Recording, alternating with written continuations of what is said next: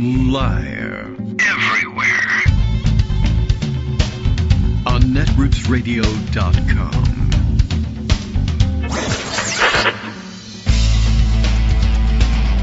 David Waldman. Kagro. In the morning. Now, here's David Waldman. Hey, good morning, everybody. How you doing? It's Tuesday, March 18th, 2025. Time for, I guess, anybody of you who may have, hangovers from St. Patrick's Day, well, shake it off. Amateurs, it's time to get rolling with another show. I didn't do any particular celebration. In fact, I think I made it all the way through the day without actually even, doing the fun wearing of green at any point, but I didn't get close enough for anybody to pinch me. And anyway, that's highly incorrect and unacceptable these days. You can't lay hands on people for things like that. Now, come on. Anyway, they've modernized the practice, as it turns out. And so, there's St. Patrick's Day news. There's regular kooky news. There's they're losing their minds in the Trump administration news. I don't know even where to start. There's no way to prioritize this stuff. I guess the St. Patrick's Day news of sorts is that, this was news. I see Justice sharing it as well. The band, the Irish band, Irish-American band, I don't know. Where are they? Are they? At any rate, I've heard the name before, run into them a couple of times. The Dropkick Murphys. Well, anyway, raucous Irish pub band type music, as I recall.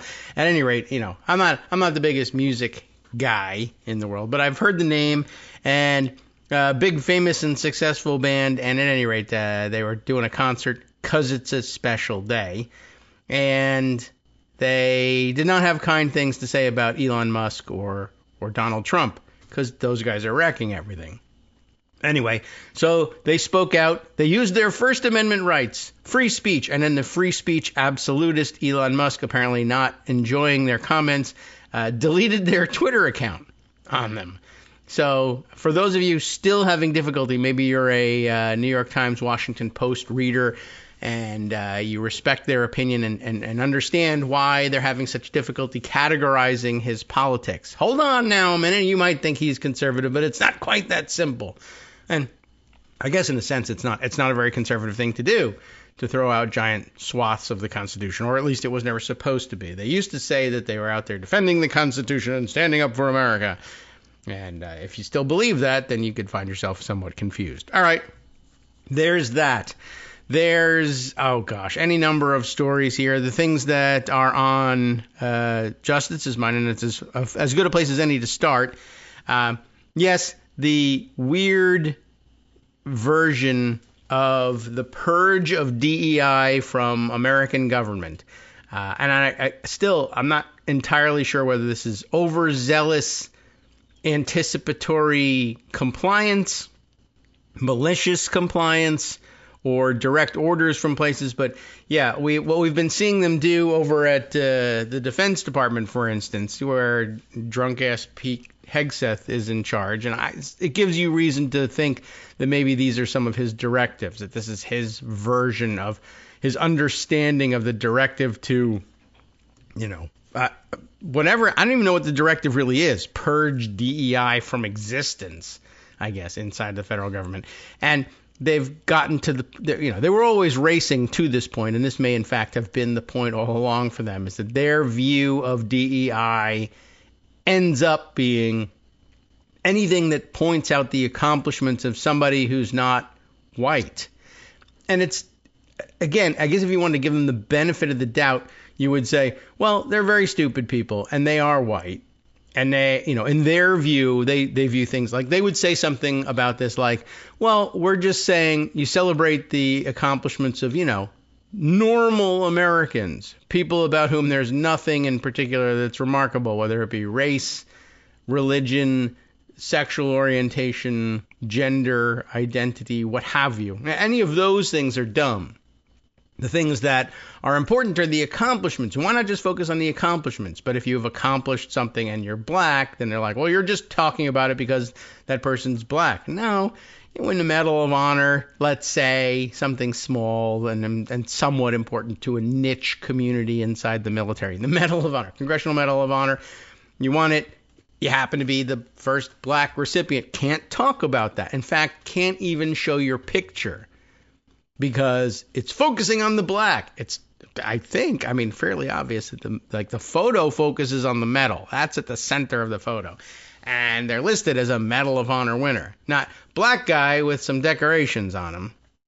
But anyway, in the Hegseth Pentagon world, that's kind of what they're doing. So they are erasing, first women to do this, that, women's Army Corps stuff in, World War II, the pilots, and now the latest, the Navajo code talkers, who, they accomplished a very important mission, a critical mission in World War II. They seem to think you can't really talk about that one. Can't talk about that accomplishment. These guys are Native American, so they're being featured here for that reason, which, by the way, is always what they always complained about DEI, that Democrats and liberals were using DEI to make up reasons to, to celebrate minorities or different genders, whatever, diversity in general. And so they're going to do the opposite, as opposed to like saying, well, what about if it just so happens these people who have accomplished these various things might be from diverse communities? That's okay. You can note it. You're not going out of your way to, these are very famous events. I didn't agree, but I understood and disagreed when they said, well, don't go hunting around for it. Don't come up with something that some soldiers did somewhere just because you're looking for more stuff that black soldiers did or that women soldiers did. If they did it, they did it. That's fine. But no, it's gone beyond that. It's really stupid and crazy, and it's destroying things. And, of course, these are the guys who went crazy. You can't take down statues of people from other militaries who fought against our military. That's heritage. Statues take down history. You're gonna those who forget history are doomed to repeat it, and they were doomed to repeat it like 6 months later as they're just happily racing through the archives, erasing as whatever history they could come up with, up to and including, by the way, one of the I don't think I knew this offhand, but because this subject came up in the Navajo code talkers, or one of the Navajo code talkers is one of the people depicted famously raising the flag on Iwo Jima, like one of the iconic images of World War II. And, they're not like, well, it doesn't say on the website, here's a picture of a Navajo code talker doing a fantastic thing, plus a bunch of other people. And we're not even sure what they're doing. It was, as it happens, he was one of the people, and that's an interesting historical note. We were just telling you how important these guys were, how closely related, how closely integrated into the combat they were. And in fact, here's one of them in this iconic scene that you've probably seen before. Just a note of interest. Who's doing this and why?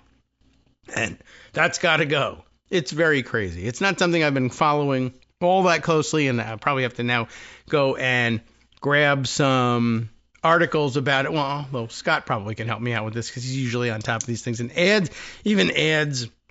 additional articles just to help illustrate the point when I haven't come up with them. Anyway, I'll make a note to self about DEI Pentagon materials. Into pocket for the day. I guess while we're on the military subject, I don't know, I want to add this story. I get at this point, I start looking for things that are a little bit more out of the ordinary to add to the mix, just because although there's a fire hose of terrible information happening every day and there's no way to cover it all, I think that the audience is mostly hooked into social media and such, and are seeing the headlines, and at least the top ones, the top outrages of the day are usually known to you, although it pays to try to run over them a little bit and add some commentary to it. But this one, here's one that I think important, an important follow-up to earlier stories, and one that might have escaped your notice here for a minute. Just for a second, some of the Pucka mint tea, if you will. Just a moment. I'll help keep things clear and flowing here. Do you remember Jack Tejera? I don't even remember whether I'm pronouncing his name correctly, but Jack Tejera was the barely older than teenage kid, and may even have been a teenage kid, who was in the Massachusetts Air National Guard. Remember? And he had like a Discord chat group, and he was stealing intelligence, secret intelligence stuff, and sharing it with his friends on his chat room to show how cool and awesome he was. And then he was arrested to show how cool and awesome he was. You remember this case? Well, if you don't, I don't know. This story will remind you of some of it, but it's going to be mostly about, if you do remember it, exactly what you thought might come from this stupid story. Tejera, calling himself a proud patriot, appeals to Trump for leniency. The New York Times reports, in pleading guilty during his military court-martial, Jack Tejera made a direct appeal to President Trump, I'm sure he'll see it on Fox News, reflecting a tactic being employed by an increasing number of convicted criminals and their lawyers. You basically say, I'm super MAGA, and the fact that I, stole secrets and spilled them online, or I don't know, murdered somebody, whatever it may be. I did it because of how much I love MAGA and President Trump, and if that gets on TV, you might get yourself a pardon. He's very liberal with the pardons. Anyway, Glenn Thrush, whose name I'm sure you remember, working at the Washington Post, has reported this one. This is about a week ago, or coming up on a week ago at this point, but let's get the news out. The Massachusetts Air National Guardsman who pleaded guilty last year to leaking military secrets said on Thursday that he had broken the law, sure, but why? He had broken the law to expose Biden administration efforts to aid Ukraine, like, as authorized by Congress. And he appealed to President Trump for leniency, suggesting he had new information to disclose. Well, that's your problem, is disclosing too much information. So I don't think you should be disclosing anything more. But this is an interesting play here. The reason I broke the law and violated national security is I disagreed with the then president's foreign policy and his execution of the law as adopted by Congress to aid Ukraine. I am pro-Russian, like Donald Trump, and wanted to see Ukraine aid cut off in contravention to the law. When they would not do that, I decided to leak national security information to try to damage the reputation of the person executing the law correctly. Please pardon me. That's what it comes down to. The guardsman, Jack Tejera, who's serving a 15-year sentence in federal prison, made the disclosure after he pleaded guilty during his military court-martial. In a letter he read aloud, he implored Mr. Trump, Kash Patel, the FBI director, and an official who handles pardon requests to intercede on his behalf to prevent a double prosecution that added additional prison time. Can you imagine more than 15 years of prison time for stealing national security information and leaking it online? Golly, I can't believe it. The military judge in the case rejected his request, though she agreed to the terms of the plea deal, which calls for a dishonorable discharge and no jail time. How do you like that? That may be, though, for the second set of charges, it may be, we'll dishonorably discharge you and add no jail time to the fact that, to the other 15 years you're already sentenced to. I'm not clear on that, though. Mr. Tejera's plea to Mr. Trump reflected a tactic being employed by an increasing number of convicted criminals and their lawyers as they seize new opportunities for pardons or commutations under a president who has granted reprieves to violent Capitol rioters and other political allies. He described himself to Mr. Trump as a fellow victim of prosecutorial weaponization. In his letter, he cast himself as a heroic patriot rather than the portrayal of a directionless young man that emerged from court documents in his case. The evidence. The records illustrated Mr. Tejera as someone who posted secrets to impress strangers online while living at home with his parents. Ordinarily not going to be super impressive to Donald Trump. But who knows? Maybe a multimillionaire or billionaire will give money to Trump in Tehera's name. I see dignity and honor in President Trump and his vision for America, he wrote from prison.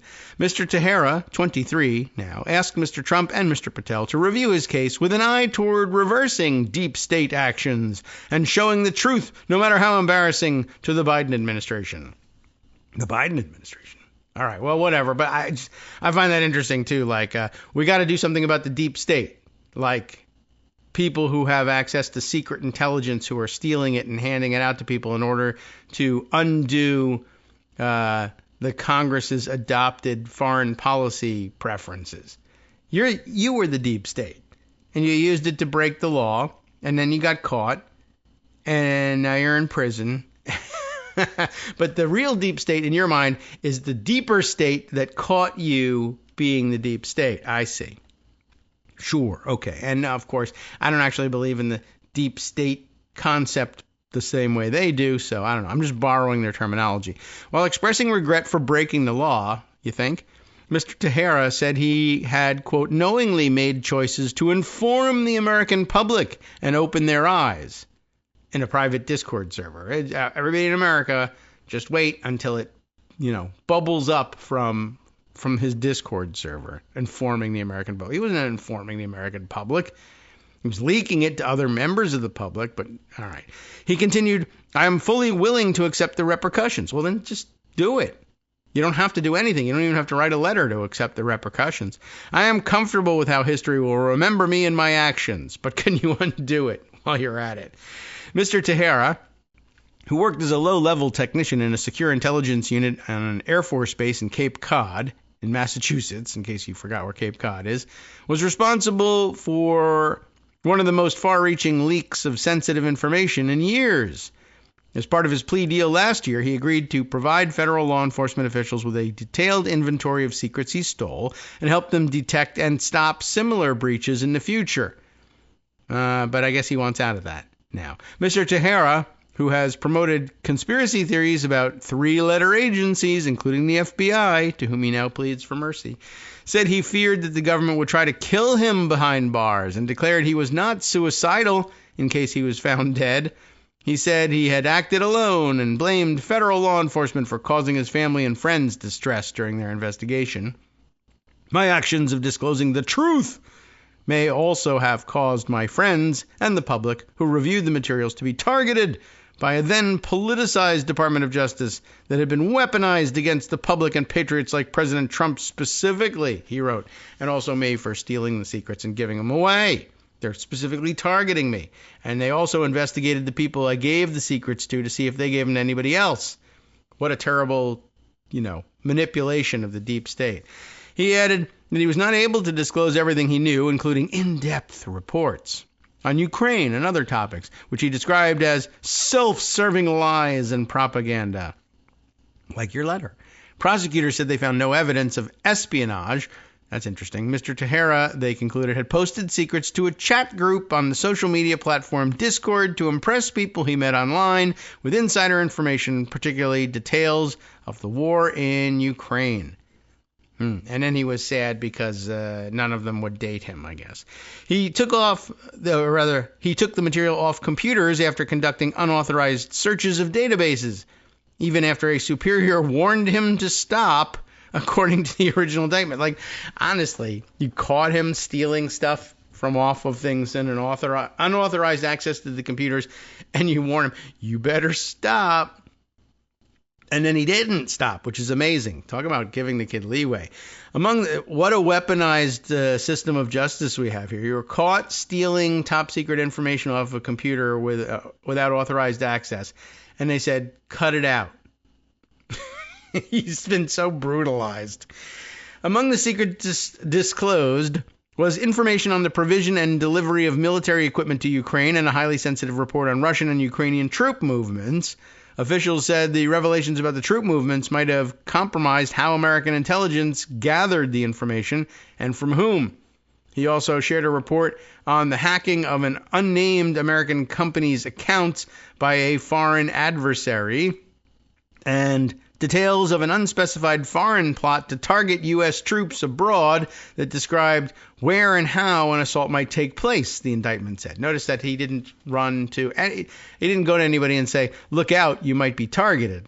He just told his friends, those troops might get murdered. Let's all see if I'm right. Wow, what a patriot. A New York Times investigation of more than 9,500 of his messages painted a portrait of a young man who was fixated on weapons, mass shooting, and conspiracy theories. And what a great pardon that will make. I expect that to come in the next couple of days. I wonder whether he will do that one. I mean, it's stupid, but he seems to love doing the stupid ones and the outrageous ones.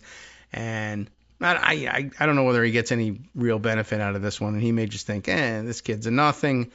And I don't know. Maybe if he decides he's telegenic enough that he can get him a couple of TV hits, and the kid can praise Trump and the Trump name enough, that might be worth it. We'll see. All right. Speaking of other stories not, or a little bit off the beaten path, I just wanted to share this one. Although, that might make a good Friday story. We'll save that one. You didn't hear me tell you don't know what it is, right? So I can't ruin it for you. There's considerably more, of course, happening in the courts today. There are hearings that began yesterday that are being continued today on a more or less an emergency basis. Now I'd say multiple judges, 4 or 5 of them probably at the same time in various courts around the country, pretty much now demanding, somebody's going to have to show up here and testify today. You got to give me some arguments today why I shouldn't be holding people in contempt for ignoring court orders. 2 or 3 of these cases stemming from the deportations that we discussed yesterday, both the doctor, the transplant surgeon from Brown University, and the unknown number of maybe Venezuelans, maybe not, who were deported to El Salvador and their supermax prison system just yesterday. The judges beside themselves at how brazenly they're being defied by Justice Department lawyers. So it should be a very interesting day of hearings as it was yesterday.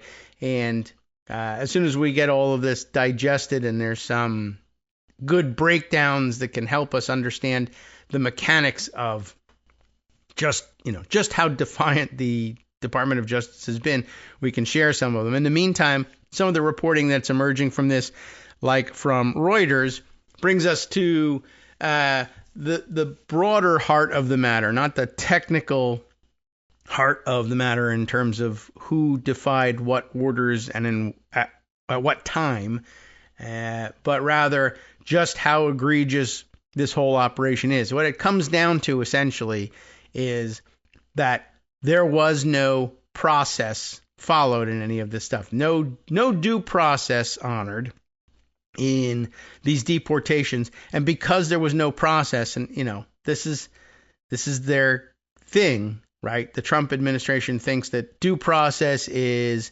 special rights and technicalities that are just going to be used to let guilty people get away. But as it turns out, and as this case will eventually illustrate, I think quite amply, part of the benefit of due process is not embarrassing yourselves by getting everything wrong. Like considering how the error rate of the DOGE folks and how frequently they fire the wrong people or get the wrong information or misunderstand what they're reading or fire people across the board. And it turns out that, oh my gosh, I actually fired, the 101st Airborne Division, whatever, stuff like this. Well, that's going to end up infecting your work everywhere when you're sloppy.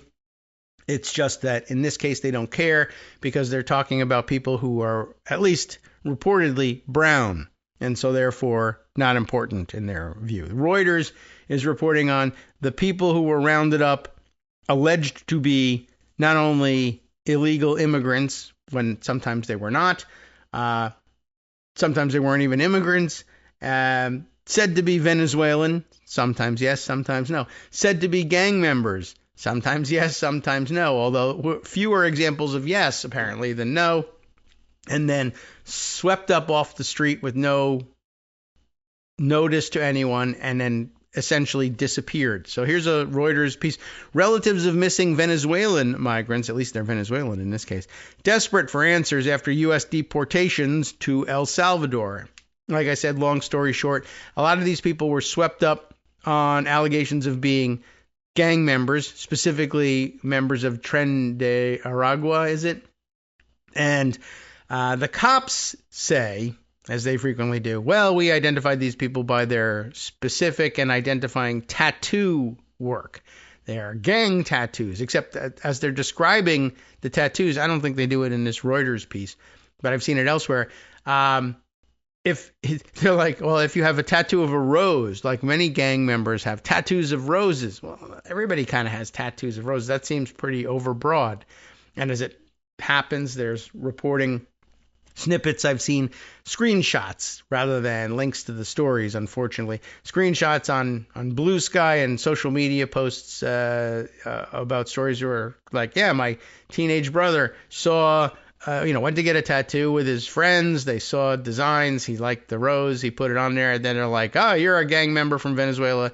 Put him on a plane, shaved his head, stuck him in prison. We don't know anything about it. The relatives of the people abducted here are being forced to identify them from newspaper article photography, like, just big pictures of older people being marched off of the planes and ducked down and bent over and knocked to the ground and forced to sit there in their underwear and whatnot. They're very tough on the prisoners, apparently, and they're recognizing their relatives. There he is. He's in El Salvador. Oh my God, why? Because there's no police report on it. There's no, nobody contacted them and told them what they did with these people. And these stories and more about people just being snatched up off the streets, their wallets confiscated, even when they're American citizens. Hi, everybody. It's me, David Waldman. Yes, the same guy who interrupts you all the time. Interrupting you one more time just to tell you again, another reminder that your contributions are what keep this show on the air, and Patreon.com, Patreon.com, is still among the easiest ways to make the sustaining subscription donations that keep us afloat. Are you ready for the pep talk about how our Patreon campaign is still going strong and growing? Well, too bad. Yeah, the plain fact is we actually are headed in the wrong direction, and whereas we once had about 175 monthly patrons, we're now actually down below 150. Time to recruit some more. Not exactly the kind of news I wanted to share, but there it is. For those of you in a position to support the show, Patreon.com does make it easy to make those secure, recurring monthly contributions to do so. Patreon.com/KagroX gets you straight to our donation page. We've been through a lot together. The worst of the pandemic, we hope. The worst of the insurrection, we hope. So go ahead and treat yourself. You don't need an excuse. Give yourself the gift of a little something you enjoy in life. Support the show. And of course, if you happen to prefer using PayPal or even the Square Cash app, we're up and running on those options too. So thanks again, everyone, for all your support. We couldn't, or at least shouldn't, do it without you. Hope you'll be on board soon too. Thanks for all your support. All right, welcome back now to the Kagro in the Morning Show here on Netroots Radio. Let me take a look with you through this Reuters piece here. Relatives of missing Venezuelan migrants desperate for answers after U.S. deportations to El Salvador. If the bulk of the story follows the headline here, where at least we're talking about that subset of people who were, I guess, correctly identified as having been Venezuelan in origin and are in fact migrants to the United States. Whether or not they were here with legal status, that probably varies. But again, the bigger story is that there are people who they grabbed who are like, nope, born in the United States to American citizen parents, just Hispanic, not Venezuelan, not an immigrant, not here on legal status, just an American citizen who they grabbed, and in grabbing him confiscated his wallet And guess where the proof of his American citizenship was? In that wallet. And he sits there for 10 hours. Thankfully, he gets out. 10 hours in ICE detention facility before they realize, as they look in his wallet, oh, look at that. He's an American citizen. Whoops. Oh, well. All right. Well, they be on your way. Here's your wallet back. Goodbye. By the way, apparently he's dumped outside and sent home. He has to get home. How? I don't know. There's no money. I got the wallet back. None of the money was in it, but I got my wallet back. Well, anyway, this is a different story. I wish I had grabbed some of those, but there are so many of them flying around on social media, just compilations of all kinds of snippets taken from screenshots of so many articles out there about this. Anyway, this one written by Sarah Kanosian and Christina Cook of Reuters. This just published yesterday. I'll give you a rundown of what's going on here. The family members of Venezuelan migrants who suspect that their loved ones were sent to El Salvador. They just suspect it. No, that's another of the things. They didn't give any names because they don't want anybody to track down who they're grabbing. So there's no information. There were no court hearings. Are you Venezuelan? What is your status? Is it legal or otherwise? Are you an American citizen? Are you a gang member? I mean, certainly gang members would deny it, but I mean, you might as well ask. And can we take a look at some of these tattoos and see what's going on here? Apparently not. Just grab and ship. And, you know, it doesn't solve the problem, but they're not out to solve the problem. They're out to the Trump guys are out to have a headline about being tough on immigrants. Were they immigrants? Shut up. I was tough on somebody, and I just told you they were immigrants. Give me some credit. Apparently that's what they're after.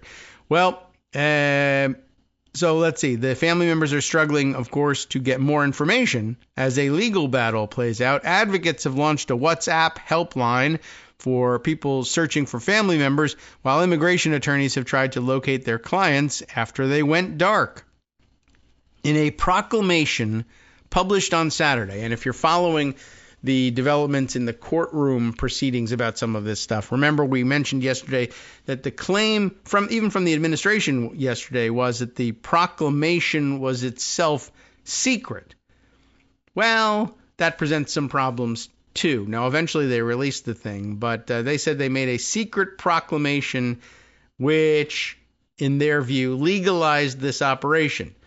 Well, one of the things you're not supposed to do in a democracy like ours, or any sort of, country with any sort of civil liberties, is declare secret law or whatever, executive orders in this case, and just start enforcing it without letting anybody know, yeah, this is going to be the way we handle things from now on. Even in a dictatorship, they usually tell you, well, this is what we've dictated, but not the case here. But in a proclamation published on Saturday, U.S. President Donald Trump invoked the 1798 Alien Enemies Act to swiftly deport what the White House said were members of the Venezuelan gang Tren de Aragua. The Trump administration used the authority, which they don't actually have, to deport 137 Venezuelans to El Salvador on Saturday, even as a judge ordered the removals halted, sparking a legal standoff. And there's a whole story just in that fight. The sudden move caused confusion among family members and immigration advocates. The chaos is purposeful, said Anilu Chadwick, pro bono director of the advocacy group Together and Free. They want to exhaust people and exhaust resources, and you can see that it's working.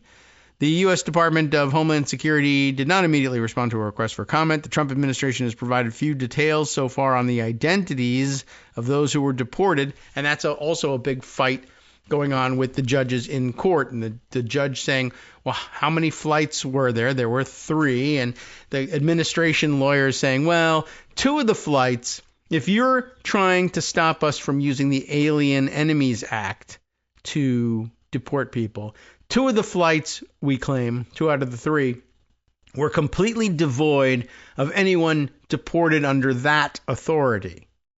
So can we leave now? The judge will then say, well, wait a second. First of all, no, because that leaves a 3rd flight, and let's get down to that. And second of all, I'm having difficulty believing you about anything because you've been kind of lying to me the whole time. Like, what do you mean there's nobody subject to that authority on the first 2 flights? Who were the people on the first 2 flights?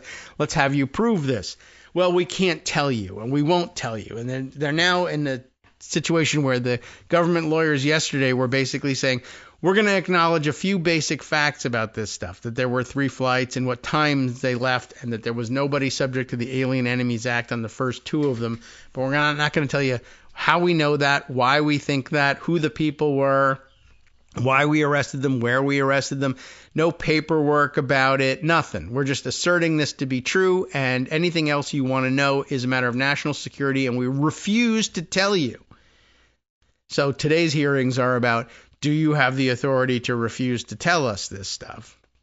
Because we can have confidential hearings. We can have in-camera review out of the public eye. We can allow you to submit sealed or partially sealed records. We have all sorts of protocols in place for sharing this kind of national security sensitive information, even with the courts. But the administration, the Trump administration position is, no, we're not going to share it with you, and it doesn't matter anyway because judges have no authority in the realm of national security. We have whole courts established to deal with national security issues for just this sort of problem, but they say, oh, all of that's invalid.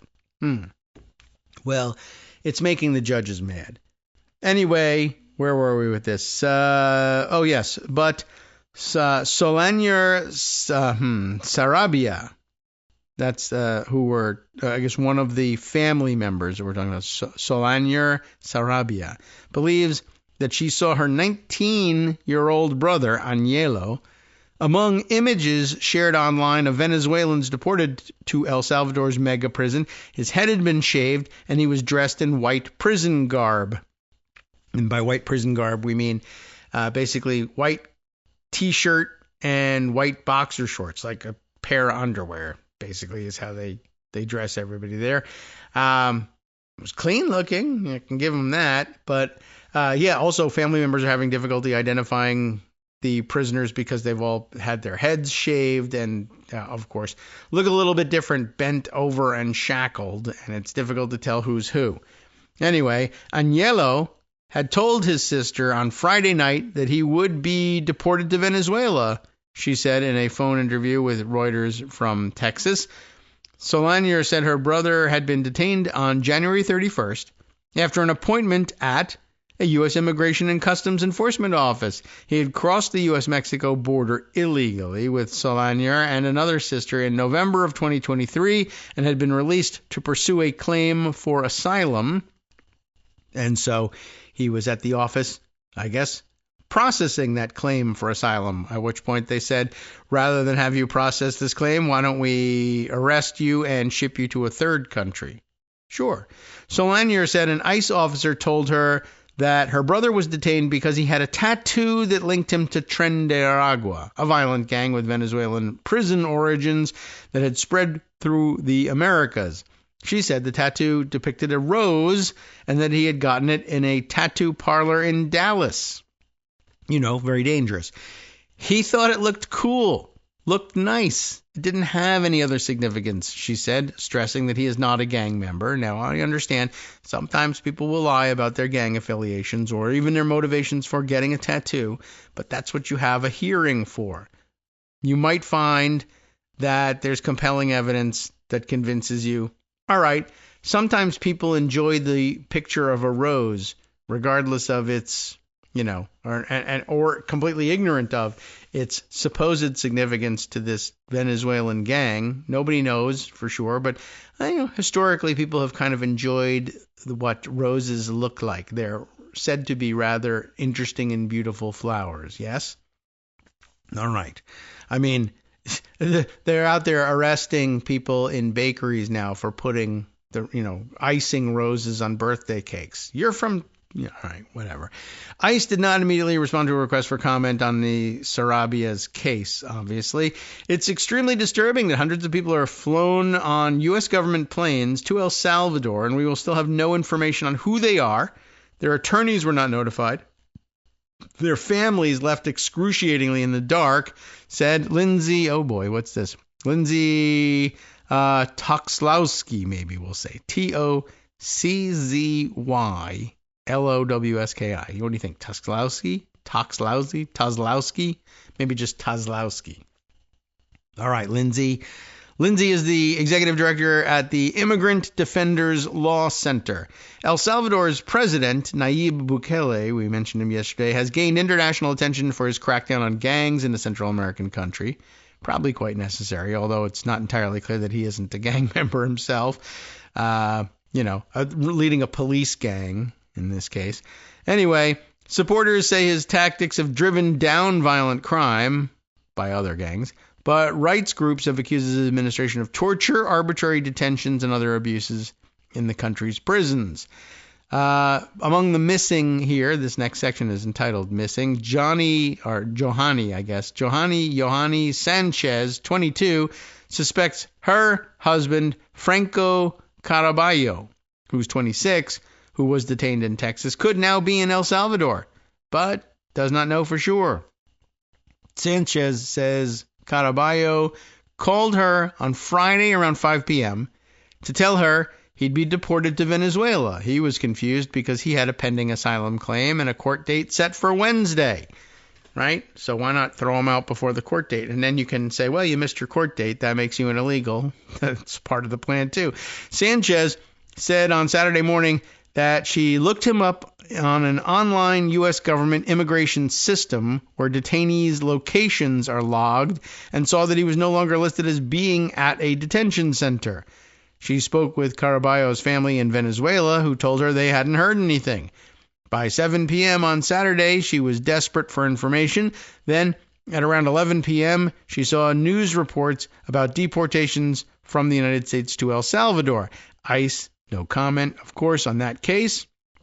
Caraballo had multiple tattoos, including ones of roses, and also a clock with his daughter's birth time, a lion, and a shaving razor, said his wife.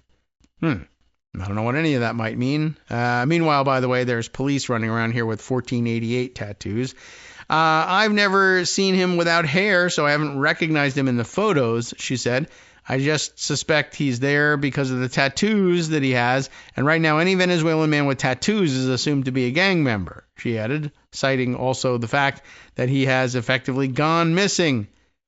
Sanchez said her husband has never been a member of Tren de Aragua. U.S. Secretary of State Marco Rubio said on Monday that U.S. law enforcement authorities had spent the better part of a year assembling a roster of known gang members. All the people deported to El Salvador had been on that list, he said. If one of them turns out not to be, then they're just illegally in our country, and the Salvadorans can then deport them to Venezuela, Rubio said.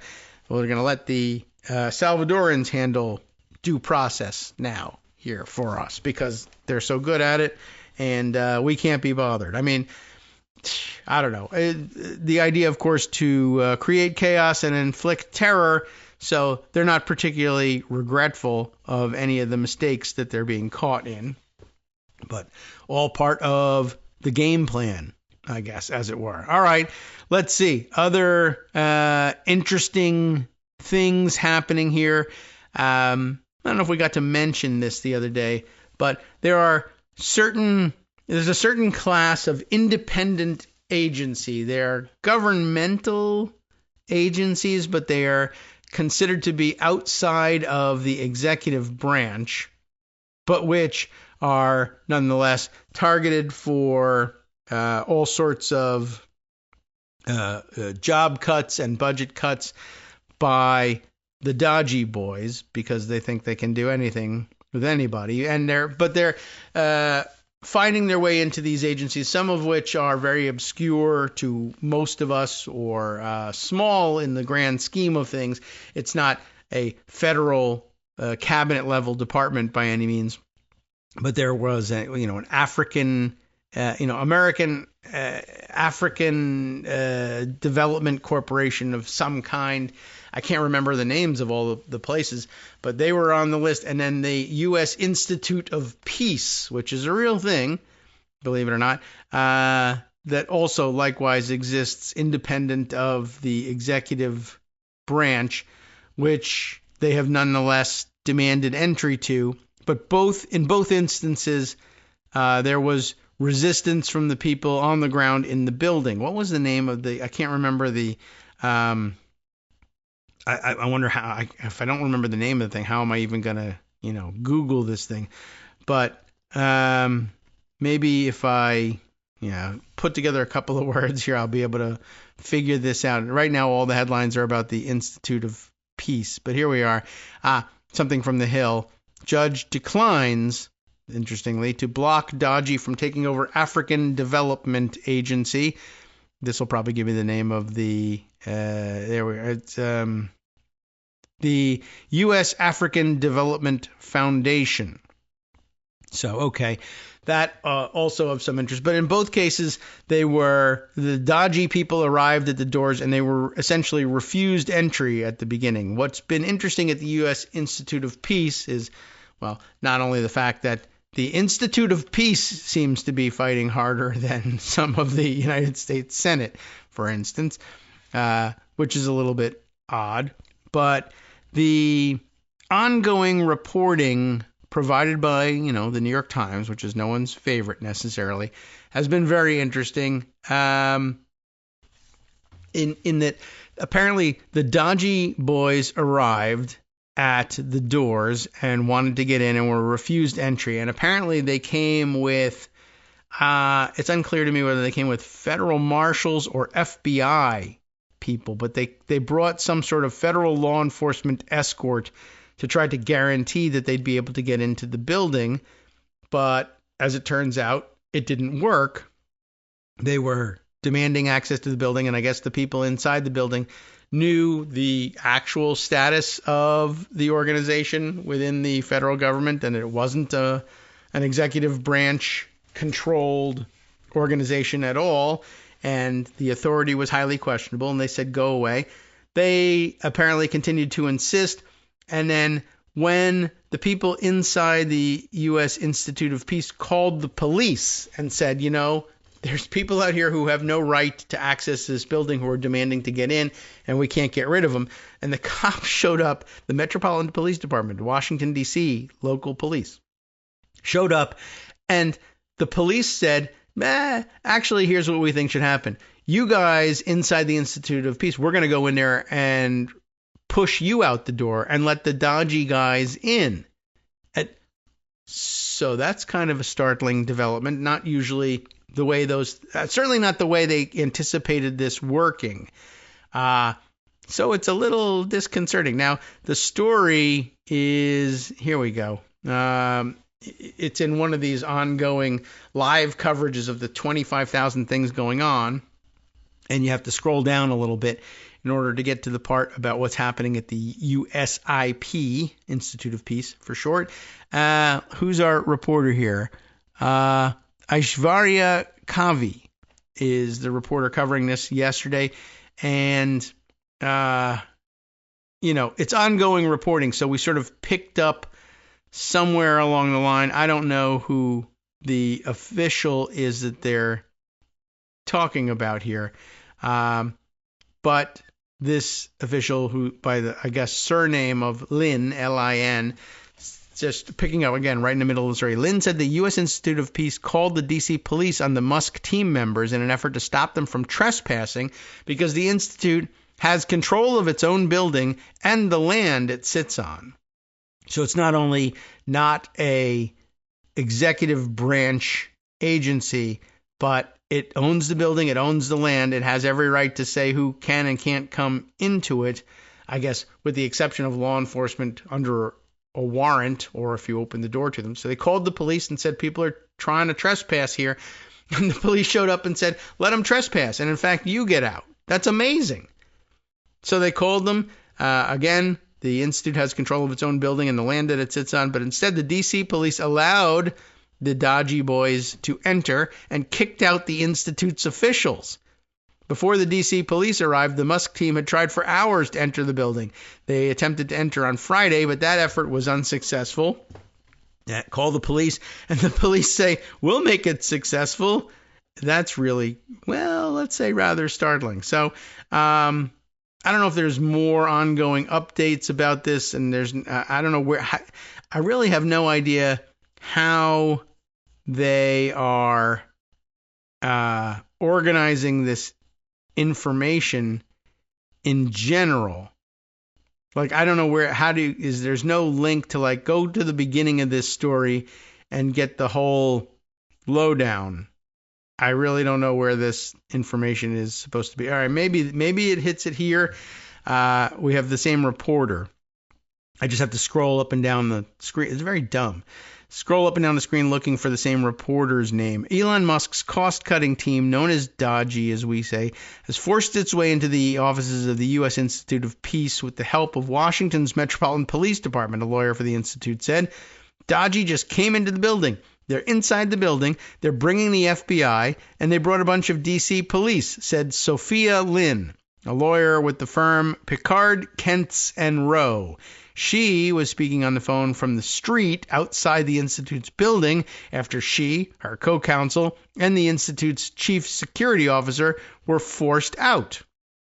Lynn said, and this is what we read before, that the USIP called the D.C. police on the Musk team members in an effort to stop them from trespassing. And the police showed up and said, I'll tell you what, you get out and these people get to get in. I'd love to have more information on that one, and I'm sure it's available. It's just not easy to access through this one big live coverage roundup that they've got. But it does lead me to another. I mean, it's an interesting roundup because of all the dumb things that are happening in so many places. Maybe we should just thumb through that. Though I hate to rely on the New York Times for their editorial idea of which stories there should be. But I guess the ones that are on here that were on my mind, we can just go ahead and roll into them. The next one here is that President Trump has just posted, I guess on his Truth Social place, that he is ending Secret Service protection for former President Biden's son and daughter, Hunter Biden and Ashley Biden. The loss of protection is effective immediately, he wrote. That seems rather interesting as well. You know, what can I tell you? Part of his overall plot, he's ended people's Secret Service protection left and right. Of course, as you may recall, he before leaving office under a cloud, you might say, in 2021, he insisted on extending the Secret Service protection for his family members for an additional 6 months beyond. So, I don't know. What can I tell you? Par for the course for this guy. The rest of this, or the next story up, has to do with yesterday's proceedings in the courtroom of Judge Boasberg, who was among the several federal judges around the country essentially expressing, well, to put it mildly, expressing their frustrations with the unwillingness of administration lawyers to actually, abide by any court rules, up to and including obeying court orders. Anyway, the roundup is interesting but disjointed. So we might, as long as we're going to do things disjointed, we might as well do it the traditionally disjointed way of my fishing around in pocket to share broader stories with you. This is one of the difficulties of sharing stories with just snippets, is it just raises more questions than it answers. I don't know if we end up with less questions following the reading of a full article, but I think the questions are more coherent. And then we can start looking for answers from there. All right, let's see. A couple other stories that have not gotten the widespread attention that they probably are due. Let's try this one. This is a localized story from out of Oklahoma.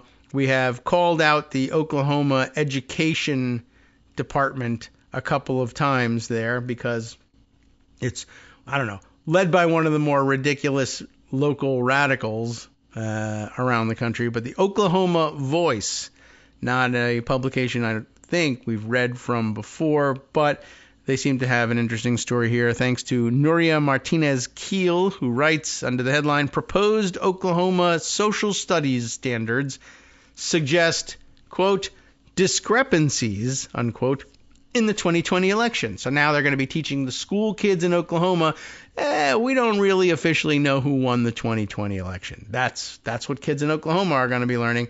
It's going to be difficult to get into good schools. when it comes time to go to college if you've been educated in Oklahoma. State lawmakers now decide whether to approve the standards which dictate what schools must teach. This is a March 13th entry here. Once again, oklahomavoice.com if you want to find it. A quiet addition to the Oklahoma State Department of Education to add, quote, discrepancies, unquote, in the 2020 elections to proposed academic standards for social studies has raised questions at the state capitol as lawmakers weigh whether to approve them. If enacted, the social studies standards would mandate the topics Oklahoma public schools must teach to students. The Education Department presented the new social studies standards to the Oklahoma State Board of Education on February 27th without acknowledging anything had changed from the original proposed draft, which is sort of an unethical, unsavory way of doing business in general. The agency didn't share the new version on its website for public view as it has in the past. And State Superintendent, the guy behind most of this kind of garbage, we've heard his name before, Ryan Walters, declined to speak with reporters afterwards. So, transparency. The new proposal, which Oklahoma Voice obtained, would require that high school students, quote, identify discrepancies in 2020 elections results, unquote, including, quote, sudden halting of ballot counting in select cities and key battleground states, sudden batch dumps, an unforeseen record number of voters, and the unprecedented contradiction of, quote, bellwether county trends, unquote. Quote within a quote there. Walters said Thursday the standards, quote, are not set up to either support or negate a specific outcome in the 2020 presidential election. They just mandate teaching people about some things that did happen but are easily explained or have nothing whatsoever to do with questioning the outcome of the results, but also teaching people things happened that didn't happen, like sudden batch dumps, whatever that might even mean. Our standards are designed to teach students how to investigate and calculate the specific details. Calculate the details? Okay. Surrounding that or any election, he said in a statement. It's just that we only order it for the 2021. In order to oppose or support the outcome, a well-rounded student should be able to make their own conclusions using publicly available data and details. All right, so why don't we just make the assignment, read the newspapers about what happened and come to some conclusions. No. We'll save you the trouble. We'll tell you what you should have read from those newspapers. Patch dumps. Yeah, sure. All right. Well, the State Board of Education now approved the standards, sending them to the state legislature for consideration. We understood that part. The House and Senate have 30 legislative days after the standards are submitted to the legislature to adopt a joint resolution on them. So we'll see what the outcome might be. We don't have a whole lot of hope for the state of Oklahoma. All right, welcome back now to the Kagro in the Morning Show here on Netroots Radio. Justice asks the questions about whether the Oklahoma schools will be teaching about the Russian help that Trump got in 2016, and it was in the Mueller report, and of course the answer is no. The Mueller report is a banned book, I'm sure, in Oklahoma, so they won't be teaching them anything about that. And, the whole thing is, I'm sure, quite selective in what they've decided everybody should be looking at. I mean, there's more. If you want to outrage yourself just a little bit more about this one, let's see. They describe the process they have to go through and sending it to the legislature, and that they have 30 days, legislative days, to make a decision on this. Lawmakers could approve, reject, or amend the proposed language. If they do nothing, the proposal would take effect as written, according to state law. Kevin Stitt, the governor, would have veto power, don't look to that, if a legislative resolution lands on his desk. The current social studies standards remain in effect until new standards are approved.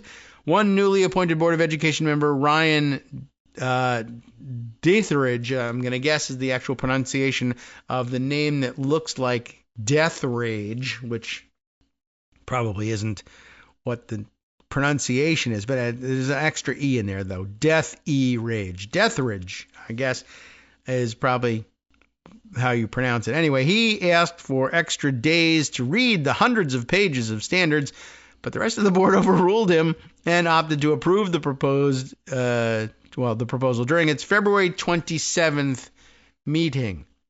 So now it still hasn't been completed yet. They probably could have read the pages between now and then, but opted not to. Isn't that something? Department of Education, let's not read. Let's just approve, because we want people to make their own decisions. Republican leaders in the House and Senate said they hadn't reviewed the standards yet, and probably won't because there's hundreds of pages of it. Neither House Speaker Kyle Hilbert, of course Republican, nor Senate President Pro Tem probably, but it says Senate Pro Tem Lonnie Paxton, also a Republican, neither objected to schools discussing the 2020 elections with students. Both expressed confidence in the security of Oklahoma elections. As far as what's in the curriculum, I've not looked at it yet, and so we'll circle back and look at it and see exactly what it says, Paxton said while speaking with reporters on Thursday. Sensible sounding, but I mean, you couldn't have gotten started on it. But that is history.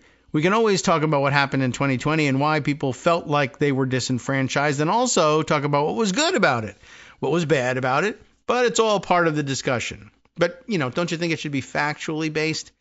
I mean, there were people who were angry about things, but were they right? Were they not right to be angry, but were they right about the thing happening? If it didn't happen and they were angry, you don't really need to talk about how they were angry. You could say there were people who were dissatisfied with it, but they were dumb. But anyway, not going to happen.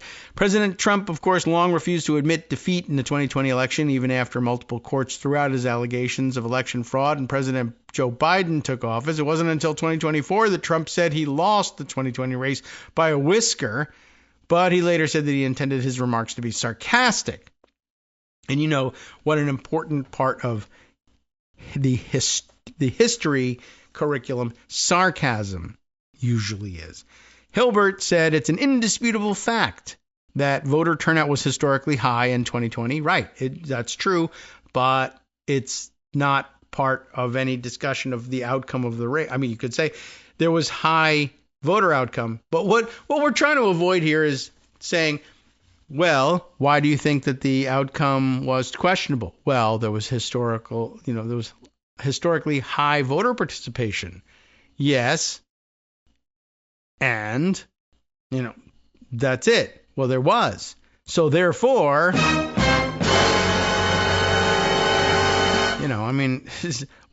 there was voter participation. And so therefore, not historically high. You can just now say it was high-ish, but it was 7 people less than the highest ever. So therefore, crime. The problem is, don't waste anybody's time when you're designing a curriculum. If it leads to something, and it's factual, say what it is.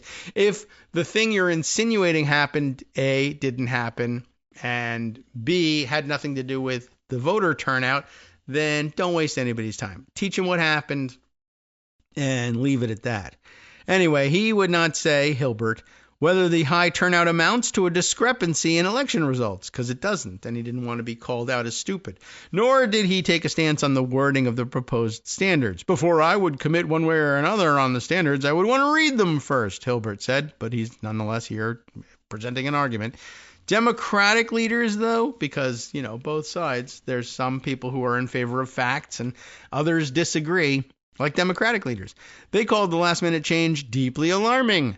Senate Minority Leader Julia Kurt of Oklahoma City said the legislature should reject the proposed language.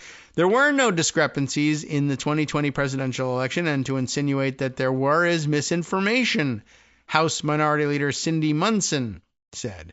It's appalling that they keep talking about all of this when there's been proof and facts and over again that there were no discrepancies, she said. Joe Biden was the president of the United States, and in terms of the standards being in our hands, we will have to apply pressure to House leadership.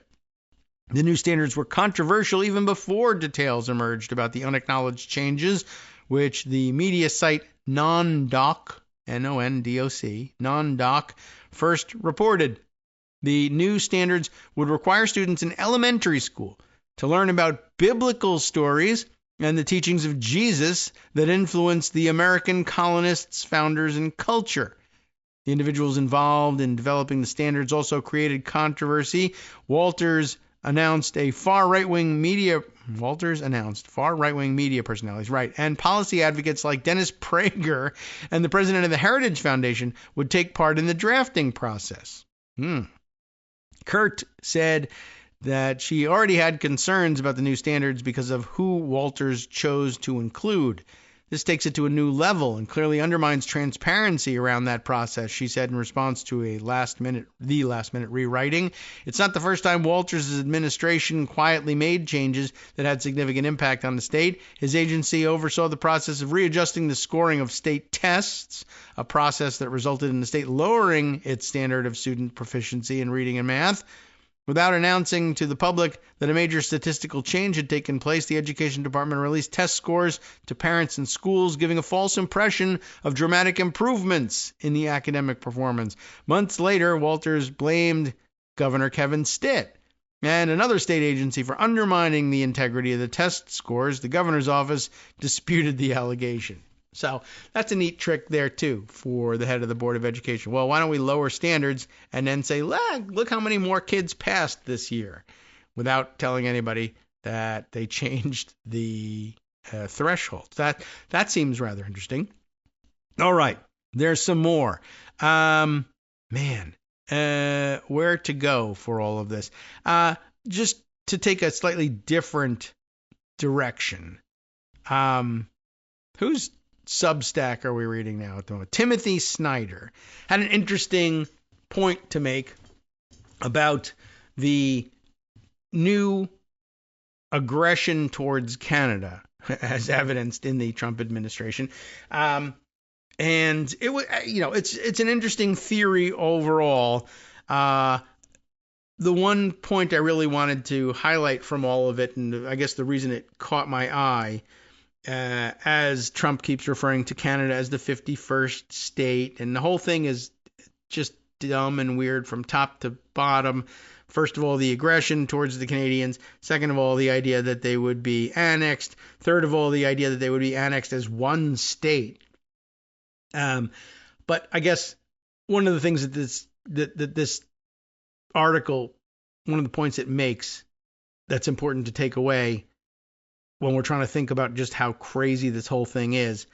Like, for instance, they said, all right, well, we're going to admit them as the 51st state. And then people said, well, I'm ignoring that he keeps saying that they're going to be one state. And we're going to say, well, I don't even know. What's the population of Canada? It's kind of shameful that we wouldn't know this off the top of our head. But I'm not even sure we actually know the correct population of the United States off the top of our head. But I think we're about, 330 million in the United States. And it's the country where I'm a citizen. So I've kind of looked this up before. And I've needed that information as we were digesting COVID stats, etc. 40 million, just north of 40 million. 40.1 million is how they put it, according to the AI garbage slinger that is giving me this information from 2023. So, 40 million, as they, again, suggest in the maybe truthful, maybe not truthful AI slop that gets put on top of every internet search now.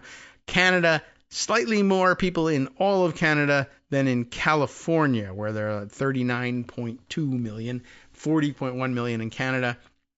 I'm willing to take their word for it. That sounds about right. It wouldn't surprise me if 40 million was the number. Anyway, the point of, I guess, comparing it to California is, 39 million is as underrepresented as Californians are in the United States Senate. They get 2 senators. So I'm sure that's why Trump thinks he'd be justified in saying one state for Canada. It's only slightly larger than California, which is, like we said, hugely underrepresented in the Senate. So he thinks he can get away with it. So, I don't know. Some people were ignoring that and saying, no, there would be certainly more states, or each one of the provinces would be a state. And I don't think there's any guarantee of that. But the idea was, the reason they were pointing at this is saying, all right, you want to annex Canada? You're going to be very unhappy. There'll never be a Republican Senate again. There would be, 6 Republicans or 6 Democratic seats, 6 new additions to the Senate.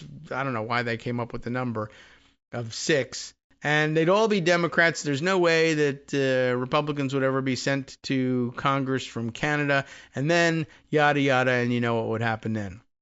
Except, the more likely outcome, as Timothy, may I call you Tim? You're labeled as Timothy Snyder, makes the point here. This is a rather aggressive annexation of Canada, and I guess occupation of Canada. There's no reason to believe that they would let Canadians vote in any of this.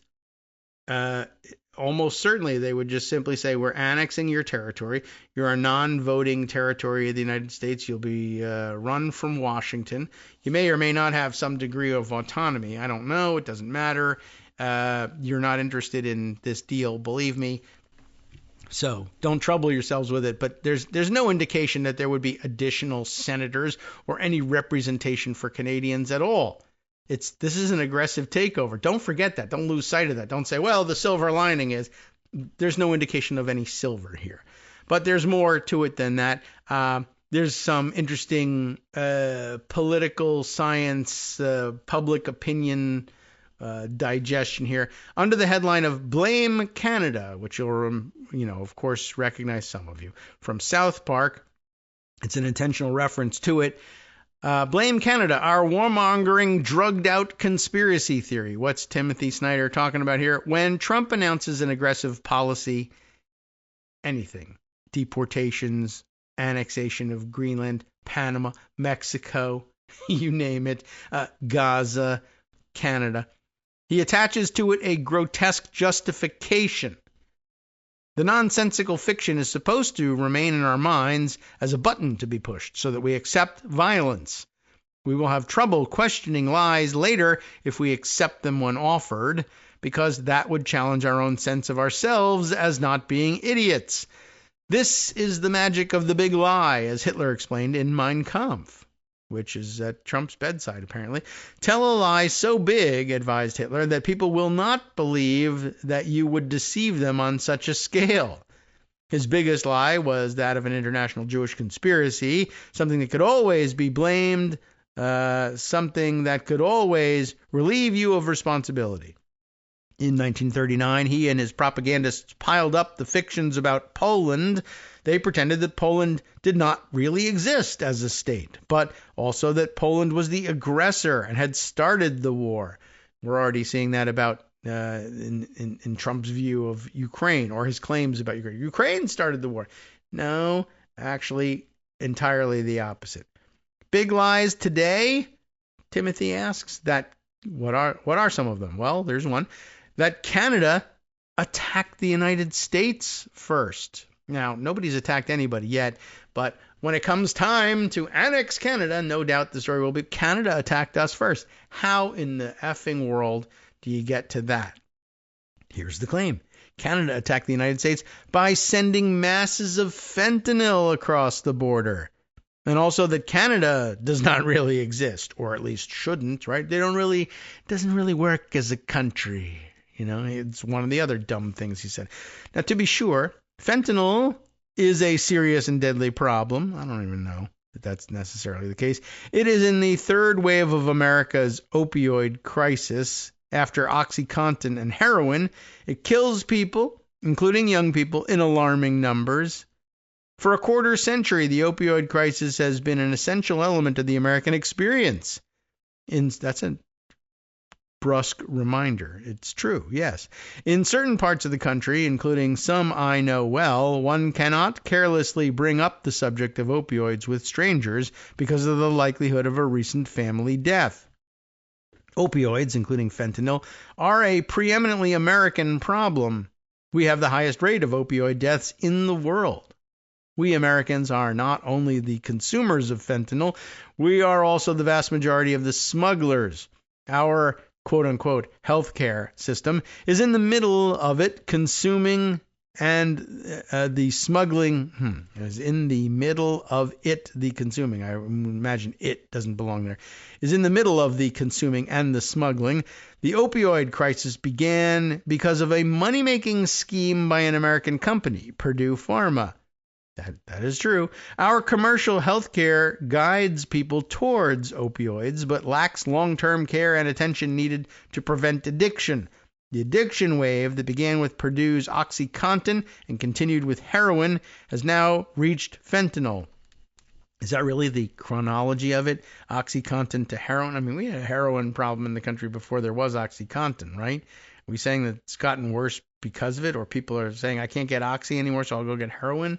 I don't know if that's really my understanding of things, but okay.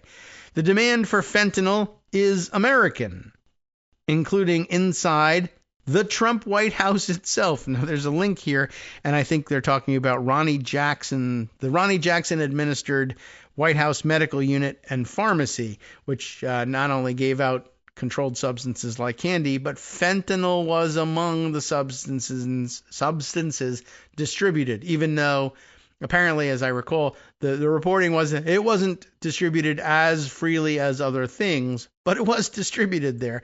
What the F is going on, right? The people who live at the epicenters of the addiction crisis tend to vote Republican. Without them, Trump would never have become president in the first place. Trump and Vance are attuned to the opioid issue in the sense that they see the suffering as a political resource, as a wellspring of misery that can be directed against an enemy of choice. That is to say, not that they're interested in helping or reversing the trend. Vance's message: we must understand our own addictions as an attack from outside. That is to say, I'll read that again and with a different emphasis. We must understand our own addictions, right? How do we explain the weakness involved and the dangers involved in our own addictions? Well, why don't we explain them as an attack from outside? Then we can shed responsibility for it. It is important to understand the psychology of this. An addict will tend to blame others rather than himself. In our domestic politics, we have elevated this irresponsibility to a national verity. Someone besides Americans must be to blame for America's addictions. I think they mean addictions. This has now become our foreign policy. We're blaming someone else for our problems and flailing for ever more nonsensical stories, like that Canada is to blame. In his book, Vance tells us of his mother, a nurse who used to be an alcoholic and was addicted to pharmaceuticals. He has chosen to make her central to his political messaging. Vance has misled the public about the essentials of his mother's problem, blaming other countries. Poison coming across our border, that's the quote, for her travails.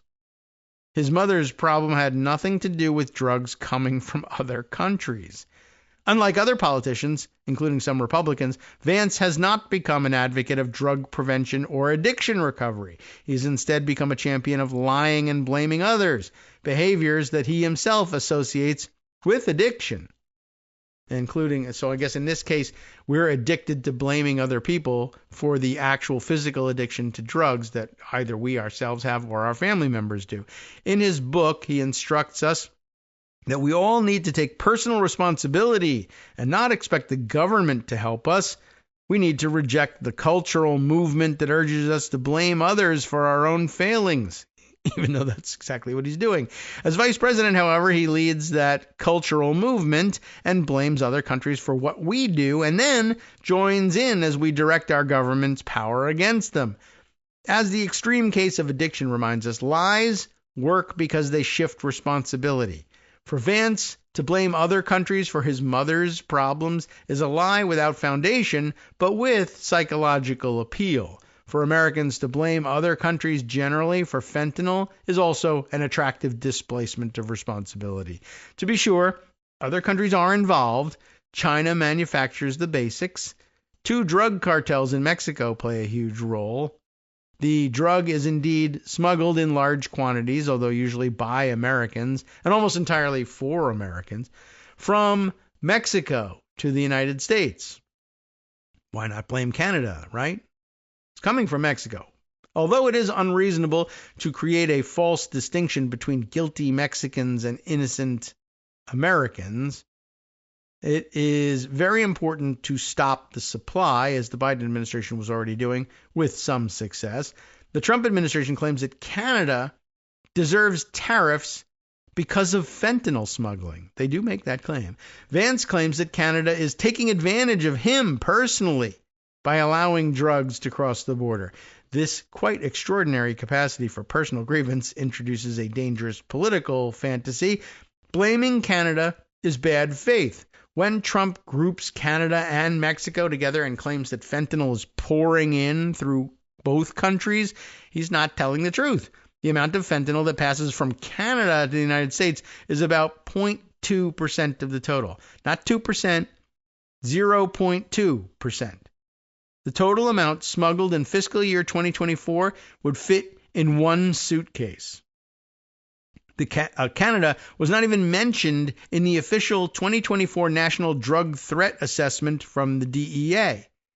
As the Canadians are often too polite to point out, the real problem at the border is the illegal smuggling of American guns into Canada. Canada has been a reliable friend and ally to the United States. Casting Canada as the villain in an American story is weird. That's true. Don't forget weird. Portraying Canada as America's fentanyl enemy is a conspiracy theory with no basis in empirical reality, but with firm traction in the need to blame someone else for what we ourselves have done. It is a fiction on a very grand scale, one that requires an entire alternative reality to be constructed around it. Once we accept that Canadian fentanyl, and that's enclosed in scare quotes, is a conspiracy theory, then America's trade war with Canada takes on a very different resonance.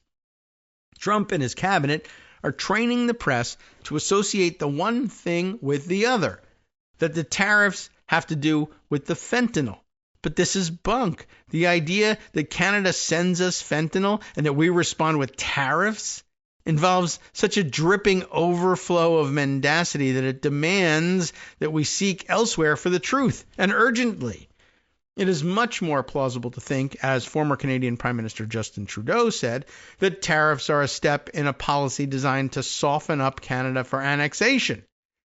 And I thought that was kind of crazy thinking.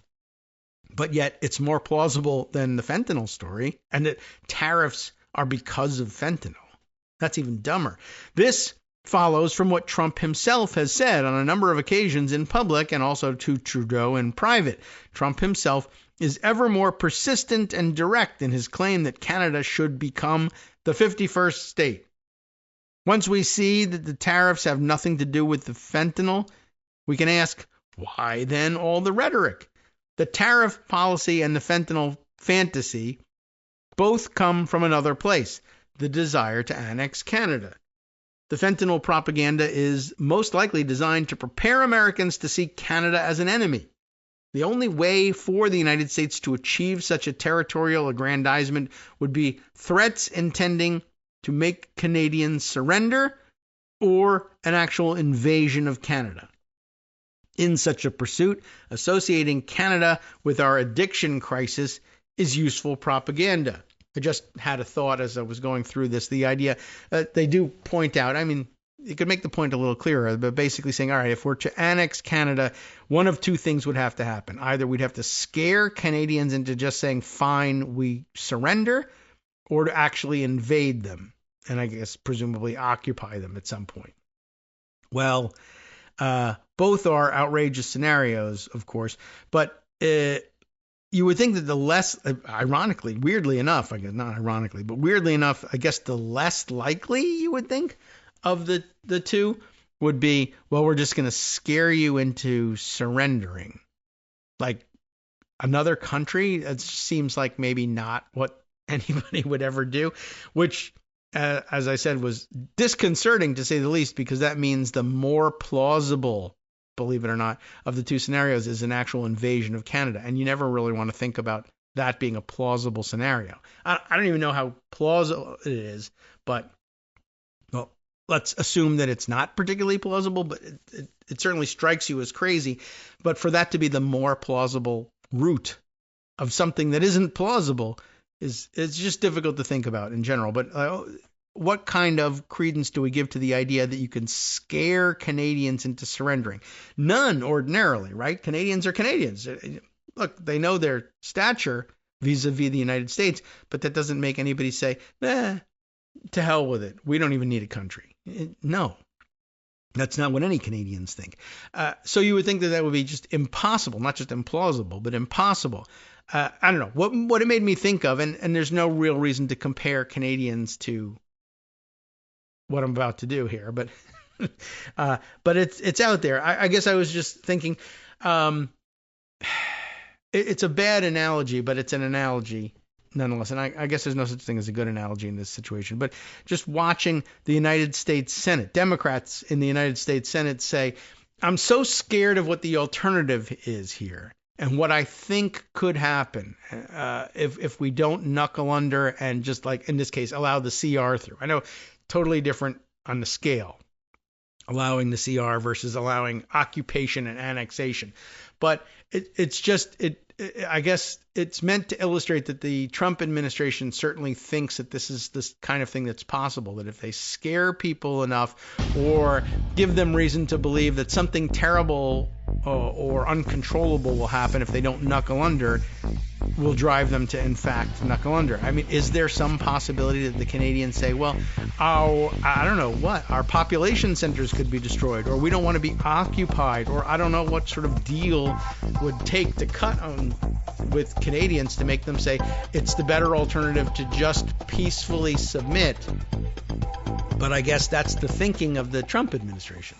Sup fam, it's your boy Darwin, aka Darwin_Darko, aka the most reasonable man in America, aka KITM's senior black correspondent.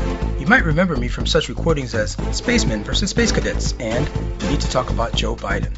Today, I want to bring you good news about that thing you've been struggling with. Do you suffer from giving too much of a damn? Do you turn on the series of tubes and find yourself outraged at the particular way some news organization strung some sentences together only to realize, nope, this is not some fictional hellscape? Well, guess what? You no longer have to accept the life of giving too much of a damn. You can do something about it, because even you, yes you, can be a show contributor. Now I know what you're thinking. Hey, Mr. Most Reasonable Man in America, I'm not some professional podcast talking guy. Don't worry about it. Do you have a smartphone or some other electronic recording device? Well, that's all you need. You too can have a segment where you can read us an important article and give us your take. Read one of your own original essays, or even just give us your commentary on something you'd like to share that's important to you. Fair warning though, side effects may include general punditry, having opinions and hot takes, getting stuff off your chest, and hearing your own voice. If your recording lasts longer than 5 to 7 minutes, please consult kagrox@gmail.com. That's KAGROX@gmail.com. All right, welcome back now to the Kagro in the Morning Show here on Netroots Radio. All right, we got a little bit more to read through this the Blame Canada theory here and see where it goes with Timothy Snyder's Substack entry and see what else there is to it. We haven't even gotten to the point at which he makes the one point which I really wanted to extract from all of this, which is really kind of extraneous to all of the theory that he's discussing. But I think the theory too makes for important background. Like, you know, if you're gonna end up having to be forced to take the threat to Canada seriously, well then it deserves some discussion and see what we can unpack from all of it along the way. Anyway, where we left off, I was trying to sort of analogize to the idea that although it's ridiculous to think that you could just simply scare the Canadians into surrendering their entire country, we have seen on a much, much smaller scale tactically questionable, let's say, reactions from Democrats here domestically that again, I think are outgrowths of scare tactics that appear to have worked. They might have been valid. I don't know. But as we were discussing yesterday, that's still a question, like a factual question about what really could have come from shutting down the government. It's just not clear, and it's very difficult to say with any certainty. It's hard to evaluate the worries that those who said, no, it's better to pass this terrible CR than to shut down the government, because who knows what could be done by the Trump administration during a shutdown. But then again, who knows what could be done by the Trump administration without a shutdown. In both cases, none of the old rules and none of the laws appear to apply. So it would be, I think at this point, it's a little bit ridiculous to say that one option is definitively better than the other. There are just two sets of worries and fantasies about what might happen under which circumstances, but it's very difficult to predict which one would be better if there's no law, or at least no expectation that the government is going to adhere to the law. So, I mean, I don't know if you can pick one option as being better than the other. Anyway, that's not where we were going when we were reading this, and we left off saying what? With the fentanyl propaganda most likely designed to prepare Americans to see Canada as an enemy, the only way for the United States to achieve such a territorial aggrandizement would be threats intending to make Canadians surrender or an actual invasion of Canada. In such a pursuit, associating Canada with our addiction crisis is useful propaganda. Why not blame the Canadians for what we do to ourselves and then punish them for it? And when they do not solve an essentially American problem, as of course they cannot, then let Canadians be targeted for further lies and hatred. The Blame Canada song from South Park was always a satire of America, but at least a comforting one, as it showed American self-awareness. Its last two lines, "We must blame them and cause a fuss before somebody thinks of blaming us." This is now happening as reality, and it has to be faced. Squarely faced. Democrats in the United States sometimes take comfort from the notion that a United States with Canada added would be more likely to elect Democratic than Republican presidents. This is daft. How so? Well, we should not imagine a hypothetical America that somehow just peacefully involves Canadians in our elections. We have to consider the process by which the subjugation of Canada would take place. In a world where the United States uses violence or the threat of violence to annex Canada, the colonized Canadians are not going to have the right to vote. I don't know whether they will or they won't, but I mean, it is a pretty poor bet, as he points out here. I mean, well, but he said 51st state. Yeah, but you're taking him literally, not seriously, or seriously but not literally, or one or the other, or both. I don't even remember how we're supposed to take him anymore. Take him seriously but not literally. Right. So not literally. They're not really the 51st state. Or you know what? They are.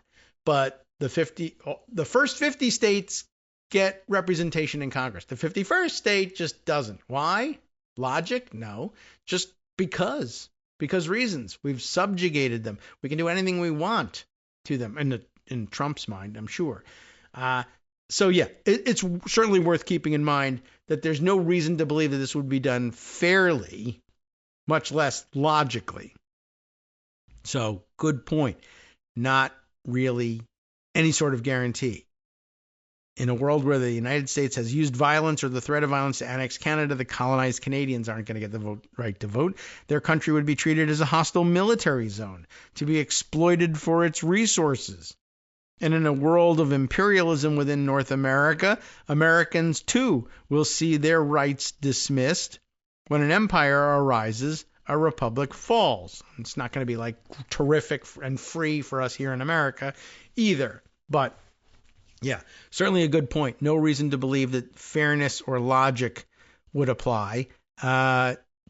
Canada, to make another maybe baseless but dumb analogy to fiction, would be District 13. Just exploit it for its resources and pretend it doesn't even exist. Oh, yeah, it's a 51st state. And if anybody that we don't like invades it or threatens to invade it or, threatens its economy, whatever is left of it, we could say, Yargle Bargle, you're threatening us. That would be about the extent of the protection for Canada as an annexed territory. And, by the way, he continues on, it is not at all clear that the United States would win such a war. Just acknowledging that for our Canadian friends here. Americans tend to blot out our disastrous history of invading Canada. It's not like we haven't tried. And again, it is important not to confuse politeness with weakness. I once visited a Canadian resort town where everything above ground was perky commerce and skiing fun, and then underground was a place where you went to throw axes. I don't know that really actually, people throw axes for fun all the time around here now too. I don't know if that's really a great example, but okay. Next to me was a dad with two girls, maybe 12 and 8, who were hitting the bullseye. This was an all-ages axe-throwing facility, he notes here. The axe quivering in the wood is a suggestive reality. I don't really think that that's actually a helpful addition to the story. It's actually kind of dumb, but all right. They're not going to repel an American invasion by throwing axes at us. War with Canada is what Trump seems to have in mind. Fentanyl is not the only big lie. That Canada does not really exist is the other. The way that this fiction is formulated is strangely Putinist. Trump's rhetoric about Canada uncannily echoes that of Russian propagandists towards Ukraine. The claim is that the country is not real, that its people really want to join us, that the border is an artificial line, that history must lead to annexation. This is all familiar from Putin, as is Trump's curious ambiguity about a neighbor. They are our brothers. They are also our enemies. They're doing terrible things to us. They also don't really exist. By the way, the same is frequently said about Gaza or Palestinians by extremist Israelis, that Palestinians as a people don't exist, that their territories ought not to exist, and that they are really part of a greater Israel. This is a very familiar refrain.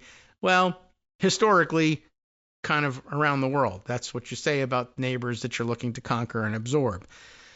The imperialist rhetoric has to be seen for what it is, which is preparation not just for a trade war, but for war itself. And it goes without saying a disastrous one in every sense for everyone, except, of course, Putin and Xi in China. Perhaps. The American-Canadian conflict is one way that Trump is handing them the world on a platter. Just because someone treats you politely and speaks your language does not mean that they want to be invaded by you. This was an underlying Russian mistake about Ukrainians. Ukrainian public culture before the Russian invasion was bilingual and polite. In general, people simply adjusted to whichever language was most comfortable for the other person. Visiting Russians, therefore, had the experience of Ukrainians speaking their language, and they could arrogantly assume that this was because Ukrainians were in fact Russians who wanted to be part of Russia. I fear that Americans, or at least some Americans in the White House, are making a similar mistake. Canada also has a polite public culture, less bilingual in practice than Ukraine's, but unlike Ukraine's, with an official second language. Canadians, whether their first language is French or English, will naturally speak English with monolingual Americans. This is simple courtesy, but it leads Americans away from considering Canada's differences, one of which is that the official language of its largest province is French, and that the entire country has two official languages. Canadian elected officials use both, at least at the beginning of their speeches. They have to debate each other in both. The Canadian foreign minister is from Quebec. When she is talking circles around us, we don't necessarily pause to consider that she's doing so in her second language. Canadians tend to be, or tended to be anyway, patient with us. Canadians know Americans well and tend, or have tended, to see us as our best selves. All of this is to their credit. None of this means that they want to become the 51st state. A phrase so dumb it hurts my fingertips to type it. Canada is a very interesting and very different country with a very different history. Canadians have quite different institutions and live quite differently and longer lives. Canadians have a profound sense of who they are. Anyone who suggests to the contrary simply hasn't taken the time to come to the country or listen with any attention. The notion that Canada is not real is an example of the complacent lies that imperialists tell themselves before beginning doomed wars of aggression. The specific association of Canada with fentanyl is a big lie that allows Americans to shift responsibility away to a chosen enemy and enter a world of geopolitical fantasy. Anyone who plays with the idea that Canada is not a real place or repeats the fentanyl slander is warmongering and preparing the way for North American catastrophe. Big lies are powerful, but they also are vulnerable, at least before a war begins. Wars begin with words, and we have to take words seriously at the time when they matter most, which is now. When we see the truth of where this is all meant to go, we can prevent it by calling out the big liars and telling the small truths. An interesting conclusion. A lot of good points made. It wanders a little bit here, but I thought it was of interest. What really we needed to remind people that even the somewhat foolish, eye-rolling silver lining of the idea of annexing Canada, it doesn't mean it's going to come to pass. Not just the annexation, but it won't be done fairly. So stop thinking that. That's the best reminder offered in all of this. Meanwhile, let's see. Scott had sent me a couple of things that might make for wise inclusions, including one. I guess one we'll just note in passing that Pete Hegseth, I guess being who he is, has, and in compliance with the foolishness about how to regard DEI in general, has banned cultural awareness celebrations. They were only I think grudgingly and by some residual momentum willing to acknowledge Black History Month last month. They haven't eradicated all of what they view as DEI just yet, but no effort made whatsoever, and in fact, efforts, if any, made at all, were in the opposite direction with respect to St. Patrick's Day, which is, again, supposed to be an Irish-American celebration, and that they marked with great aplomb in the Pentagon operation. Even though it's all about diversity, it's just about diverse kinds of white people. So it was A-okay. So good point made there. And then he also forwarded to me the NBC local affiliate in Washington's coverage of what was happening at the Institute of Peace, just so that we could get some more coherent narrative, I guess, out of it. U.S. Institute of Peace says DOGE has broken into its building. We heard that part. President Trump targeted the organization and a few others like it in a February 19th executive order aiming to shrink the federal government.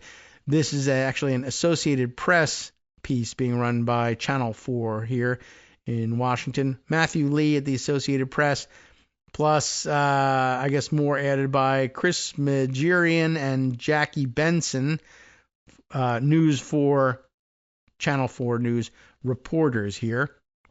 And here's their telling of it. Employees of Elon Musk's DOGE service entered the U.S. Institute of Peace despite protests from the nonprofit that it is not part of the executive branch and instead an independent agency.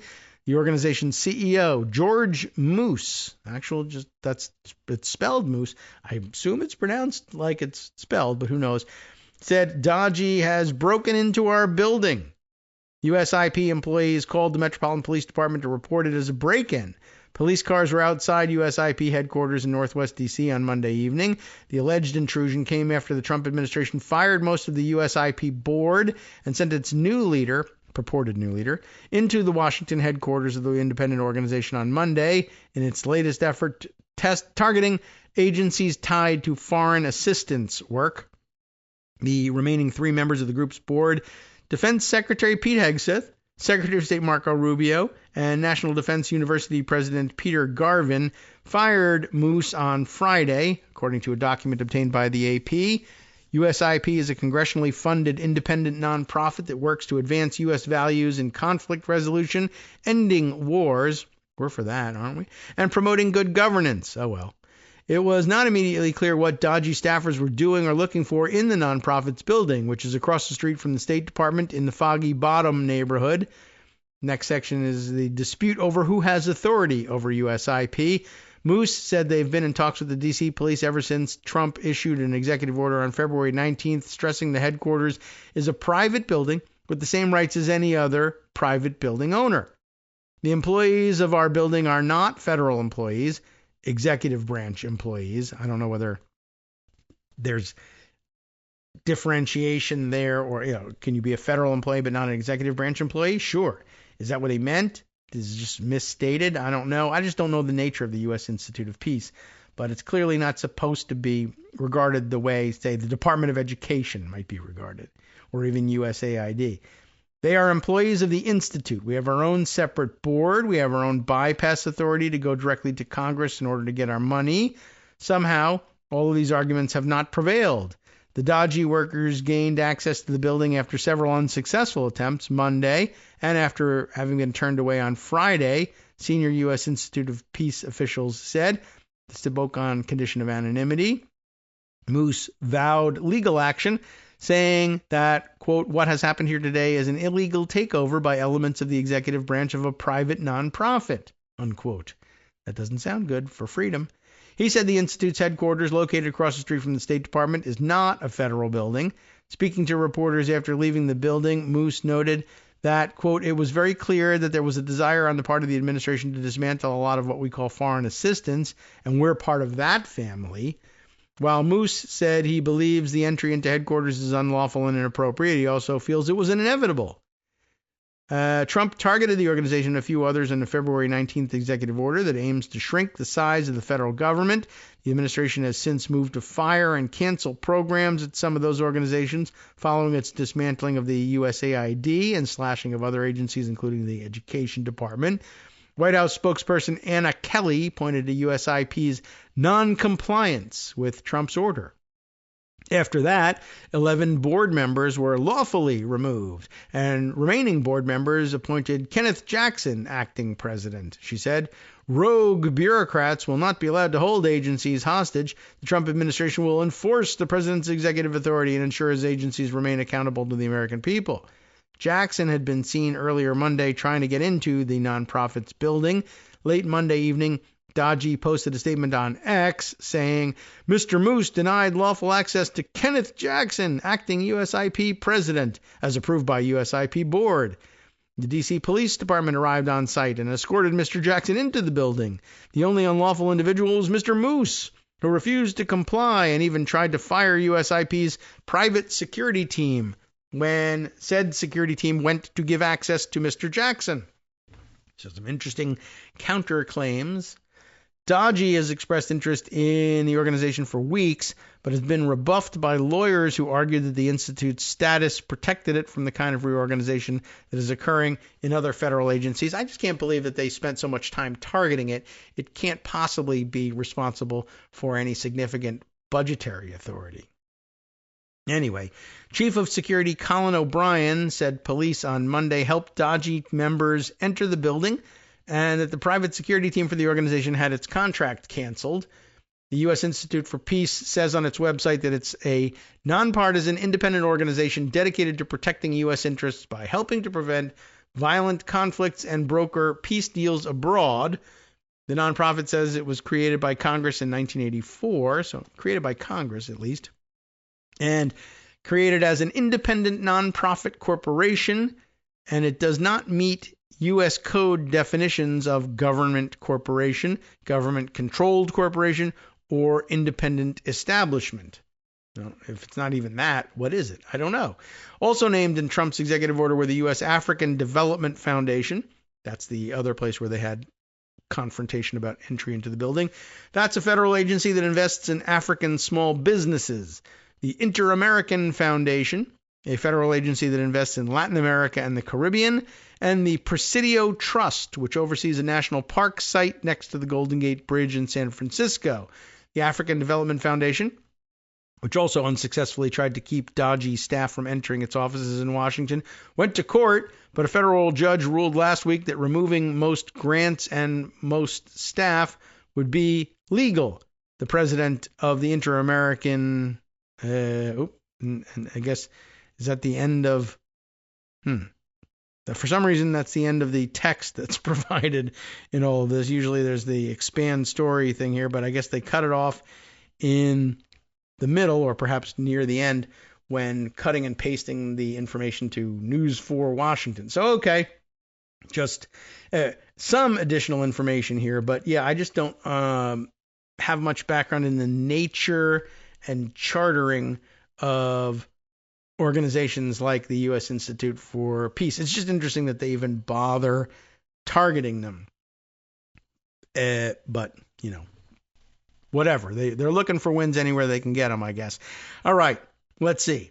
At this point, where to go? How many minutes left? All right, just a few. Here's one more piece of information that I think hasn't gotten a great deal of attention, but perhaps deserves it. And I think we've done a pretty good job at this point in bringing up some of the more obscure stories and details and discussing them before they break wide on social media. Now, they originally come from my awareness of them, comes from other people doing the reporting and, of course, disseminating the story on social media.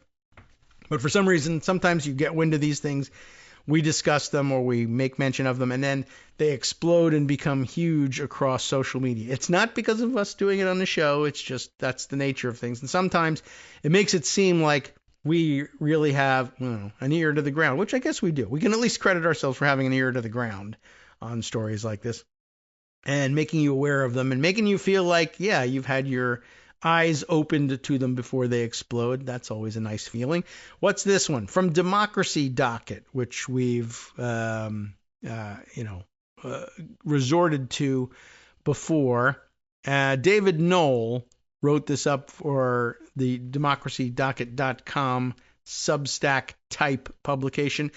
Here's an interesting point to bring up. What if the Marshals, the U.S. Marshals Service, goes rogue? That is to say, what's being set up here, court orders are issued, but the U.S. Marshals Service, with its dual loyalties to both the judiciary branch and the DOJ, opts not to enforce orders from the courts, at least as against the executive branch. What powers might judges have? You might wonder. That's an interesting question. And David Knoll has some answers for us, printed in March 14th over at Democracy Docket. If the marshals go rogue, courts have other ways to enforce their orders. Oh, let's find out what they are and do it quickly. One of the most alarming developments in the second Trump administration is agencies' apparent defiance of court orders. We've talked all about it in the immigration context and others, barring them from implementing illegal executive orders, as agencies, including the State Department, have ignored, evaded, or slow-walked judicial decrees. Courts have issued increasingly stronger warnings that compliance with their orders is not optional, and litigants have urged them to hold the responsible government officials in contempt of court. Yet, the prospect of holding executive branch officials in contempt threatens a fresh constitutional crisis. Courts' power of contempt, the inherent power to compel compliance with orders and punish actions that obstruct the administration of justice, is ultimately backstopped by their ability to jail people who defy their orders. And we learned an awful lot about this obliquely as we investigated the inherent contempt authorities of Congress. But they are a direct parallel here, of course, and understood better in the court context than in the congressional context. Anyway, there'd be no issue if judges themselves made arrests. But the court's enforcement arm, the U.S. Marshals Service, that would be doing these arrests, actually. It's interesting that they put it that way. There would be no issues if judges themselves. There'd be no issues with physically understanding the mechanics if judges made the arrests themselves. There'd be issues, though, different ones, if judges actually did. Anyway, it falls to the U.S. Marshals Service, which reports to both the courts and the Attorney General. The Marshals' position within the executive branch has led commenters to predict that if a court orders the arrest of a defiant executive branch official, the White House or Attorney General Pam Bondi will revoke the order and the courts will run out of options. As Berkeley Law School Dean Erwin Chemerinsky argues, the hard truth for those looking to the courts to rein in the Trump administration is that the Constitution gives judges no power to compel compliance with their ruling. It is the executive branch that ultimately enforces judicial orders. But do the courts really lack authority to jail contemners, that is, people who defy court orders, if the marshals go rogue? A close look at the court's enforcement powers makes clear that judges don't need to rely solely on the marshals to ensure their orders are enforced. Contempt of court, by way of background, is classified as either civil or criminal, depending on whether a court seeks to compel compliance with its orders, civil, or punish obstruction of justice, that's the criminal. When it comes to criminal contempt, the executive really does hold a veto over contempt proceedings. While Supreme Court case law and the federal rules of criminal procedure recognize the court's authority to appoint a private attorney to prosecute contempt, the president may pardon the contemner, rendering the prosecution an academic exercise. Civil contempt, that's different. The Supreme Court has long held that a pardon cannot stop courts from punishing cases of civil contempt, and while the marshals have traditionally enforced civil contempt orders, the courts have the power to deputize others to step in if they, the marshals, refuse to do so.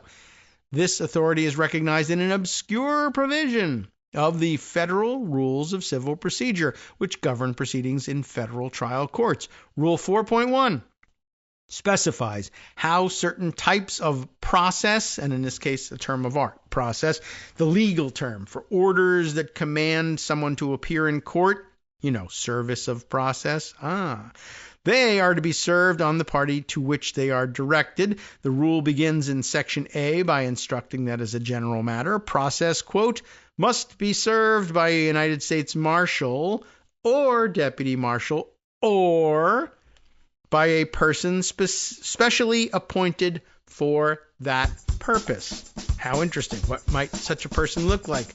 Well, we may have to wait until tomorrow to explore that a little bit further. Just wanted to sort of put out there that was the case. We are very late in handing things over to Justice Putnam for his West Coast Cookbook and Speakeasy, so we'll let the music play and get out of his way. I'll tell you one more thing about it, though. The next section, Rule 4.1b, is entitled Enforcing Orders Committing for Civil Contempt.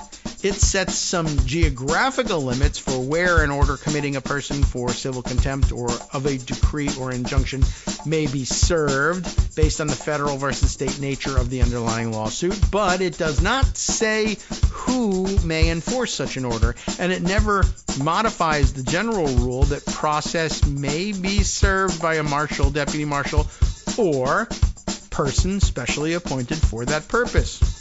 From where would they draw such people?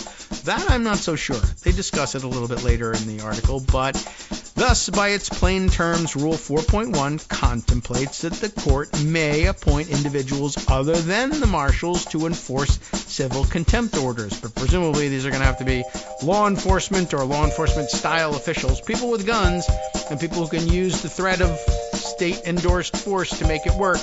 And I don't know if there's a lot of them who aren't interested in assisting Trump in all of this. From networksradio.com, you have been listening to Kagro in the Morning with David Waldman. Anyway, an interesting concept that deserves some more consideration. Just wanted to put it on the record that now you know that can happen. Where could you find such people? I'm not sure. Maybe Justice Putnam knows, although I suspect he'll have his eyes elsewhere on an interesting collection, as always, of news from around the country and around the world. Don't forget the international aspect. Stay tuned.